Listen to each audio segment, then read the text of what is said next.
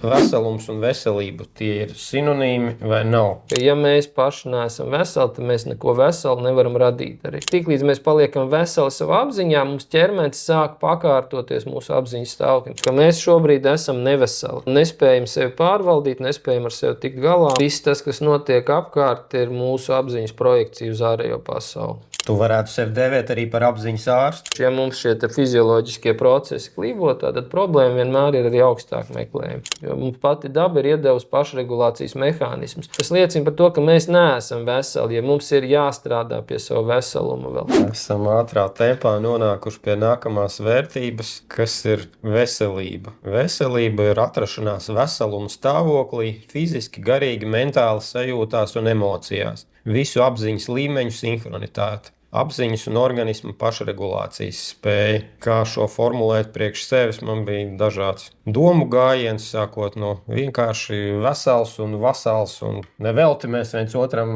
kad cilvēks šķaudu novēlam vesels. Palīkos pie teiciena sveiks un vesels, ka tā ir veselība. Kā mēs atceramies no apziņas pamatvērtības definīcijas, ka apziņas elementu sinhronu darbību sauc par veselumu jeb veselību. Tad veselums un veselība tie ir sinonīmi vai nav? Kā tu tos uztver? Es uztveru to tādā veidā, ka tas ir principā viens un tas pats. Vienkārši, kā sabiedrība runājot par veselību vairāk sasaist to ar fizioloģiskajiem procesiem, jā, bet priekš manis veselība uzreiz automātiski, man vairs nav jautājumu par to, vai tev tur ir puņķi vai lausta kāja vai vēl kaut kas, jā. Bet kā es to redzu, ka tas ir uzreiz mūsu augstāku apziņas slāņu, likumsakarīga saikne ar fizioloģiskajiem procesiem. Un sekojoši, ja mums šie fizioloģiskie procesi klībo, tad problēma vienmēr ir arī augstāk meklējama cēlonis. Fiziskais ķermenis, tas tikai sekas, kas mums notiek. Ja, tā kā tu prasi par to apziņas stāvokli, ja, veseluma stāvokli. Ja, tad tas ir tieši tas pats, ko mēs runājam šeit par veselību. Jo veselība tā ir tā vērtība, kas ļauj mums funkcionēt pilnvērtīgi. Bez veselības mēs nevaram būt radoši, mēs nevaram just piepildījumu, mēs nevaram daudzas citas lietas darīt. Ja. Mēs varam darīt, bet tas radošums būs nepilnīgs. Viņš būs no slimības iespējams radīts radošums. Ja? Tā kā tas ir veselība, tā ir arī stāvoklis, veselums. Kad es esmu vesels savā iekšējā pasaulē, tad es esmu vesels ārējā pasaulē, un tā veselība izpaužās tajā spējā pašregulēties. Tā kā mana apziņa un visi procesi, kas notiek man apziņā un fiziskajā ķermenī, viņi ir pašregulējoši. Daba mums to ir iedevusi, tāpēc tā ir vērtība. Mums pati daba ir iedevusi pašregulācijas mehānismus. Un tad, ja mēs nenodarbojamies ar ilgstošu sevis iznīcināšanas procesu, vai mēs nesākam iejaukties savā pašregulācijas mehānismā ar kaut kādiem medikamentiem, tur vēl kaut kādām ģenētiskām modifikācijām, jā, un visu pārējo, kādā veidā to veselību izjaukt, jā, lai padarītu mūsu veseluma stāvokli atkarīgu no kaut kādiem ārējiem aspektiem, no ārējiem kaut kādiem elementiem, jā, tā kā mēs runājam no kruķiem. Jā, arī veselību mūsējo vērtību šodien daudz kur cenšas ielikt atkarībās, jā, lai tu nevarētu būt vesels pats no sevis, tev cenšas panākt to, lai tu esi vesels, tev jāpēd kaudz ar vitamīniem vai visādiem tur tabletītēm vai tur, jāsteigā uz procedūrām, jādara šitas, jādara tas un vēl kaut kas jādara. Ja mēs tādā veidā, tas liecina par to, ka mēs neesam veseli, ja mums ir jāstrādā pie savu veselumu vēl. Bet mēs nevaram nestrādāt, ja mēs neesam veseli. Tad mums ir obligāti jāsakārto tas, jo ja mums šis veseluma stāvoklis nav sakārtots, mēs nevarēsim pilnvērtīgi izjust prieku, nebūsim veselīgi radoši, ja? Un mēs radīsim to, ko mēs radīsim. Piemēram, bērnu, slims cilvēks radīs bērnu, kurš arī nesīs jau šo slimības pazīmi iekšā. Jā, ģenētiski mēs zinām, ka informācija nododās no sēklas nesēja un no tās olšūnas nesēja pie bērna, ko jūs radat. Tas ir vēl uzskatāmāks dabā parādīts piemēri nav iespējams. Ja? Tā kā tas ir dabīgi un saprotami, ka ja mēs paši neesam veseli, tad mēs neko veselu nevaram radīt arī. Tā kā veselība ir viena no svarīgām vērtībām, un viņa cieši sasaistās ar apziņas stāvokļiem. Visos apziņas līmeņos, 9 kā minimums, par ko mēs runājam. Vai varam teikt, ka mūsu veselība ir sekas mūsu pagātnes izvēlēm? veselība kā fiziskā veselība? Droši vien, ka es pašlaik apakšējā fiziskajā līmenī.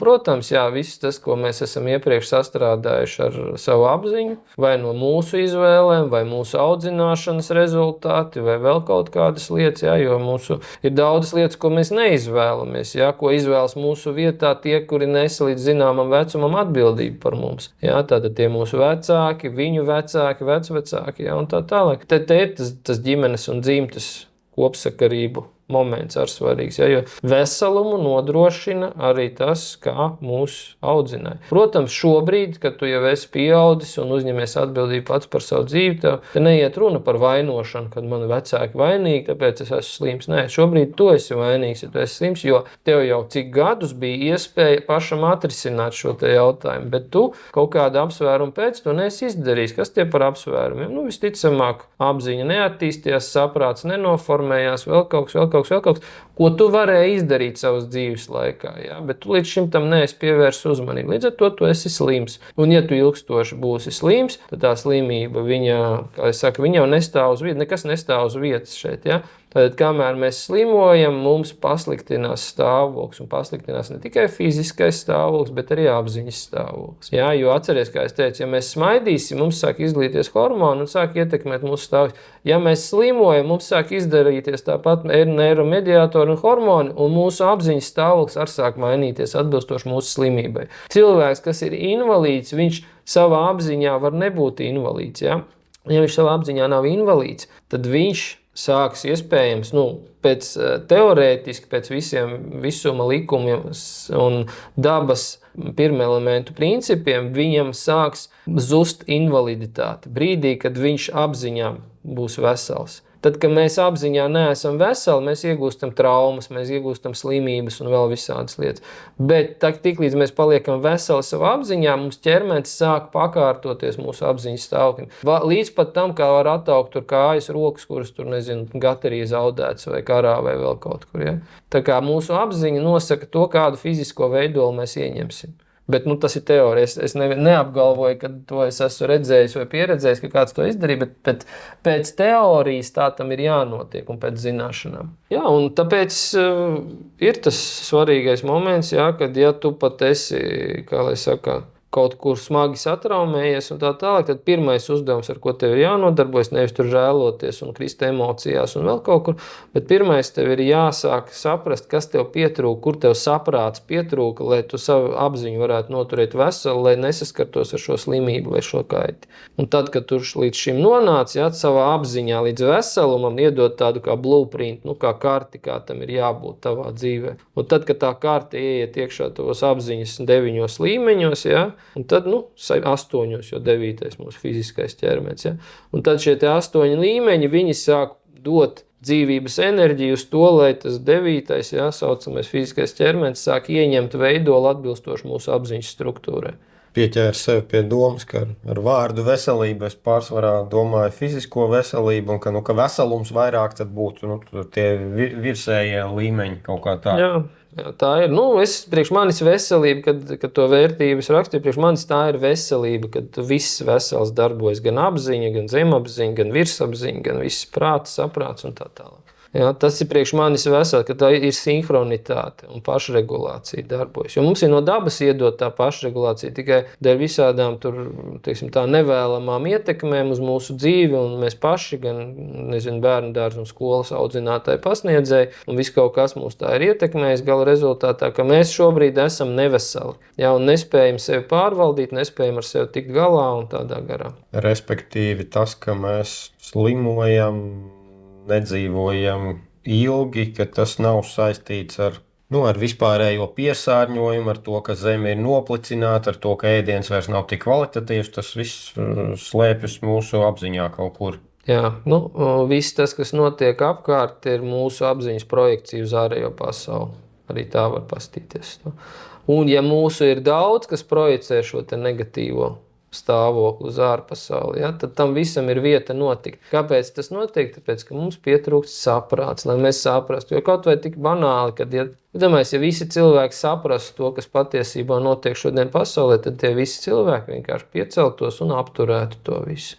tik primitīvi pieceltos ar savām rokām, kājām aizietu pie tiem, kas dara kaut kādu kaitējumu un pateikt, nedari tā vairāk, ja? Jo mūsu ir rekur 8 miljardi, ja tu esi 1 vai jūs esat 10. Nu, un tātad, uz ko 8 miljardi ir nofokusējušies, ja? Tas notiek mūsu apkārtējā vidē.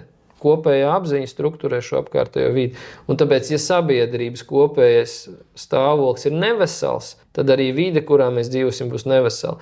Un viņa var tevi sākt ietekmēt, bet ja tava apziņa ir vesela, ja tu apziņā esi vesels, tad tas pārstāj tevi ietekmēt. Tev organisms iekārtojas tā, kad viņš sāk atbrīvoties pats no visām ķīmijām, no vispārējā. Tu vari lietot kaut kādus tur, teiksim, ja tu apzināti sevi tur nebendē un tā tālāk, ja? Nezinu, lietot to pašu produktu, ko lieto kāds cits saslimst un nomirst, tad tu paņem, izdzer to indes glāzi un dzīvo tālāk un nekas nenotiek. Tev organisms bišķiņ tur saspringst, ja? Tur izvada to visu ārā, bet tu dzīvo tālāk. Tādi piemēri bijuši diezgan daudz arī, kad cilvēki ēdot vienu un to pašu, viens saindējas, otram viss kārtībā. Ja? Un cits bija tur stāstīja vienā mācībā, laikam dzimtas mācībā, ja? Par to, ka tur arī bija ekspedīcija, neatceros, cik tur 9 vai 12 cilvēki, un no viņiem izdzīvoja tikai 2 cilvēki. Un katram bija savs tas posms līdz nāvei, ja? Savs ceļš, kā viņš nomira, ja? Atbilstoši savam apziņas stāvoklim. Principā.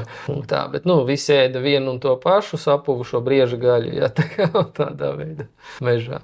Viss ir no mūsu apziņas atkarīgs arī. Jā, šī doma ļoti iepatikās par 8 miljardu cilvēku apziņas attīrīšanu un noslēgumā par veselību. Tu sevi mēdz dēvēt par dzīves inženieri vai tu varētu sevi dēvēt arī par apziņas ārstu?